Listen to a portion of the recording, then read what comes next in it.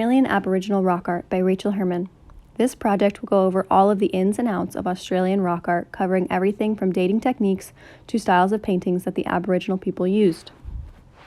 Australian Aboriginal rock art is extremely important because it shows us how humans lived within Australia from the earliest period of human habitation.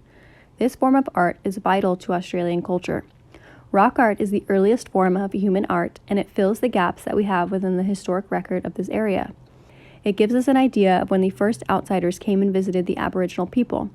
These sites have created rock documents, also known as the Third Archive. It is estimated that there are over 100,000 significant rock art sites around Australia.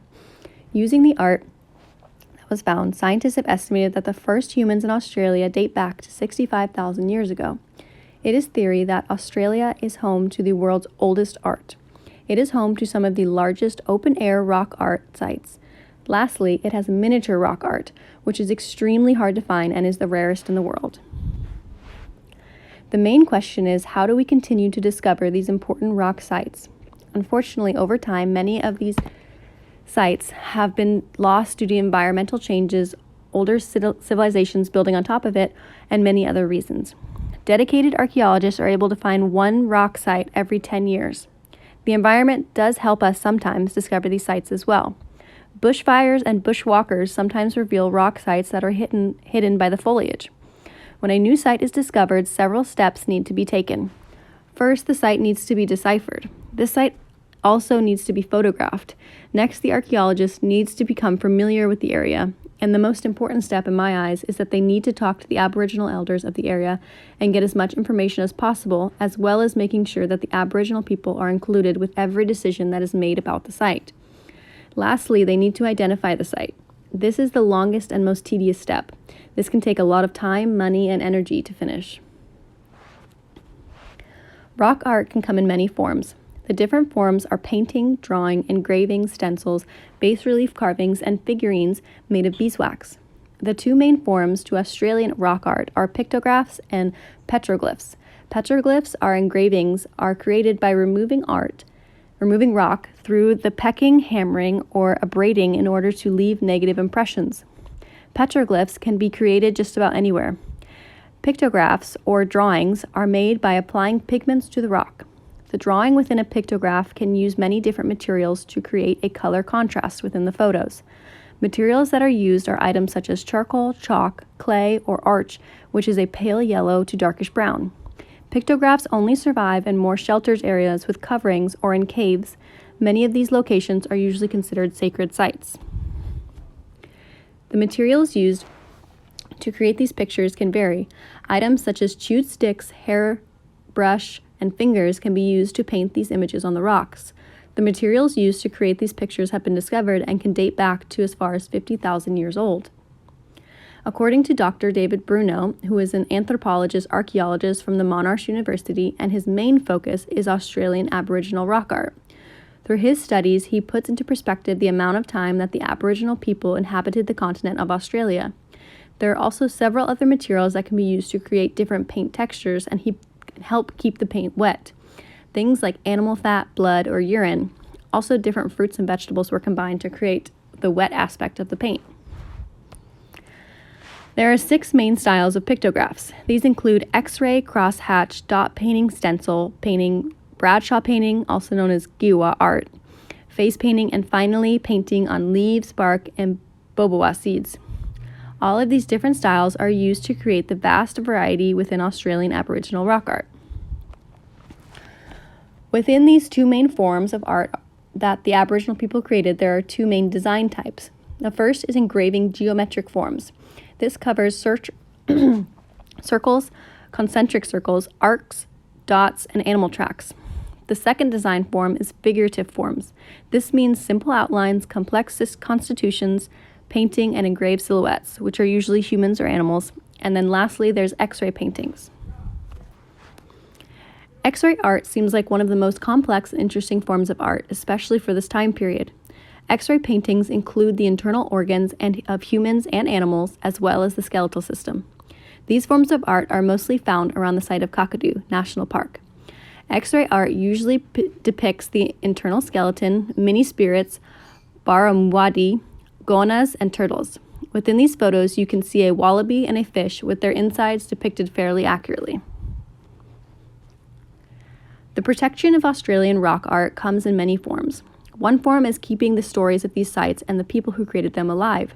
Stories about rock art have been passed down by Aboriginal Australians, and it is still very prevalent within the Indigenous Australian society today. As for the physical protection, we are limited. They have added 7 sites to the National Heritage List to keep them protected. Then in 1999, they were all added to the Environmental Protection and Biodiversity Conservation Act. There are several sites that are very evasive and are only known by 2 or 3 people. It is said that 1/3 of Aboriginal rock art has been recorded. Paul Takan makes a statement saying Australia needs a national rock heritage strategy. Majority of other countries like China, France, Spain, etc. have specific national rock heritage recording methods. As for the physical protection of the sites, many sites have been cut off from the public and are only viewable by specific people. They have also added an artificial drip lines made by pliable silicone in order to direct the drippings water away from the stencils and other pictographs.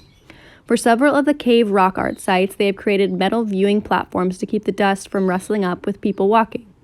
They've also created plastic viewing walls to protect the art from the wind. It is a constant battle to protect these sites from weathering, disrespectful people, and from time itself. Hand stencils were common among all of Australians' Aboriginal rock art. They were the most common in the southern and eastern parts of Australia.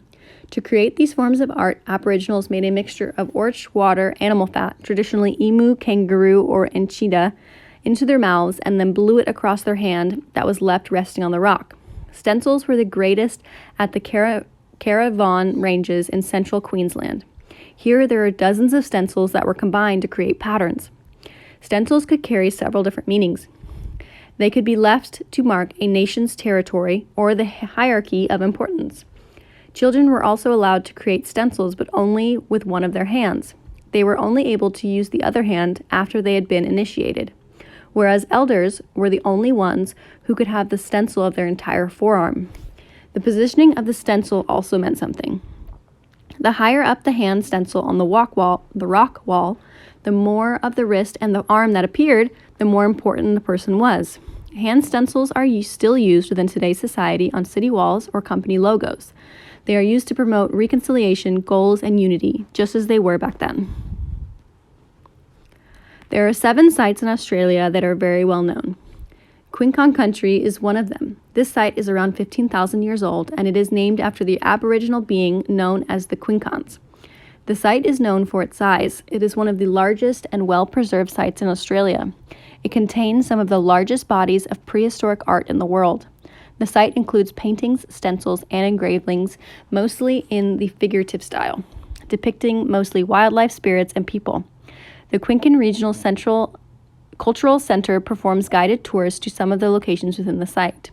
The Quincan Reserve is owned by the Aboriginal trustee and is closed to the public. The Burrup Peninsula, also known as the Mungurunga, which stands for the hip bone sticking out, Burrup, is one of the world's largest collections of rock carvings and petroglyphs. The site dates back to around 20,000 years old, around the Upper Paleolithic era. This site was registered on the World Monument Fund's 100 Most Endangered Places in the World.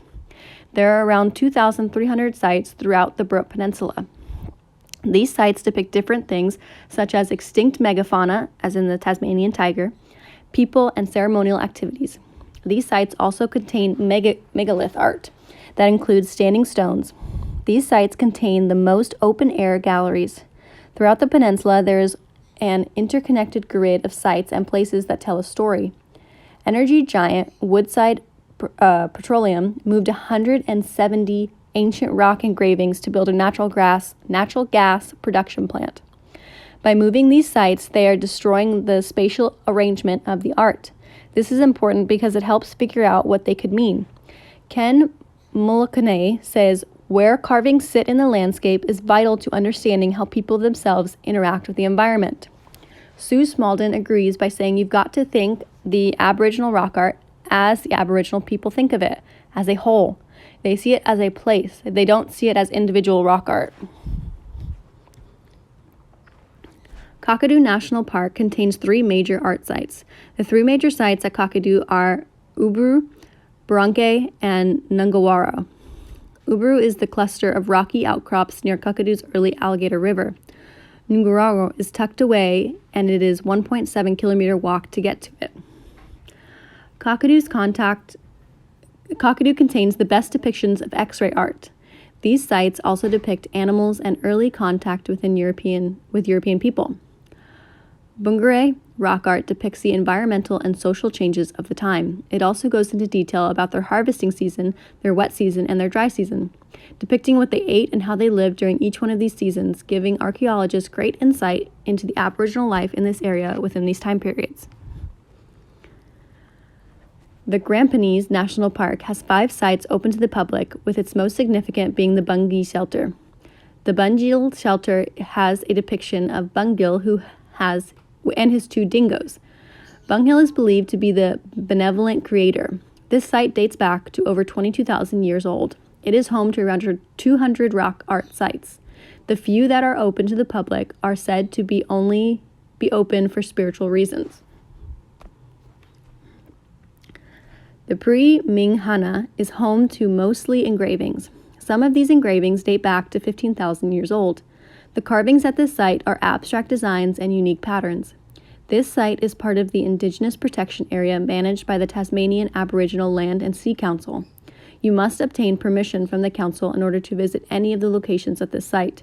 The site had several pictoglyphs that were taken from the site over 50 years ago by the State's Museum. The carvings were cut from the rock face with hacksaws in the 1960s for the Tasmanian Culture section of the museum. They are now finally being returned to the site. King-Ringia Chase National Park is most famous for the Basin Aboriginal Art Site. There are over 800 locations within this site. The site includes stencils, axe-grinding grooves, and rock paintings. To see the entire park is a 4.4 kilometer loop. The majority of this site has been yet to be dated due to the lack of dating techniques. The few that have been dated range around 5,000 years old. The site is known for its large engravings. The majority of the engravings have simple design but are unique to the Greater Sydney area. The Kimberley is the oldest and most prolific of the sites within Australia. It is considered to be tens of thousands of years old. It consists mostly of Wanginga-style art, which is the rock art representing spirit ancestors with human characteristics. It also is covered with Giowan, which is elongated figures often painted wearing elaborate dresses and featuring boomerangs, spears, and ornaments. Kimberley covers a massive area. Some of the sites are very remote within the area and are very difficult to get to, while other sites are not open to the public and you must receive permission from the council to gain access. The oldest dated site within Kimberley is said to be 41,000 years old. There are thousands of locations within this site, and due to the difficulty of accessing these locations, they have been able to stay very well preserved. Dating these rock sites has proven to be extremely difficult. While they are constantly coming up with new techniques and new ways to find out the age of these sites, we only have a few confirmed ages. Dr. Bruno David says that their most reliably dated rock engravings are 13,000 to 15,000 years old in Laura, Queensland. These sites were dated using radiocarbon from the charcoal buried at the same depth as the engravings. The oldest dated rock art site in Australia, according to Dr. David, is 28,000 years old. David and his colleagues discovered a buried cave painting in Arnhem Land Cave. Again, there was a fragment of charcoal buried with the rock painting. The fragment both preserved and datable, being buried in the carbon-containing soil. David discusses how dating most of rock art is not straightforward. The biggest challenges with dating is the most pigment art contains no datable carbon. Also, Australia does not have much art deep within limestone caves. This makes it difficult because we are unable to date the layers around the art. The majority of Australia's art is orch on sandstone. It is very difficult to date sandstone, and we cannot perform the same techniques that we do on limestone. It is very likely that Australia has the oldest art in the world, and we are just unable to date it. There are several hand stencils in Queensland that are believed to be over 30,000 years old, and Dr. David hopes to be involved in dating these in the future. The art itself does help us with the dating process. For example, the Dillon study in Burrup rock engravings describes the giant bird painted on the Arnhem Land Plateau as a hint of older art. The picture depicts a creature that looks like a Generois, which is a being that has been extinct for over 40,000 years. The orange crayons used in the background of this painting have been dated and could be as old as 50,000 years. There is so much more history within Australia's Aboriginal rock art. Once we narrow down our dating techniques to make them more accurate, we will form the true timeline of Australia's history and fill the gaps in the historic record of the world.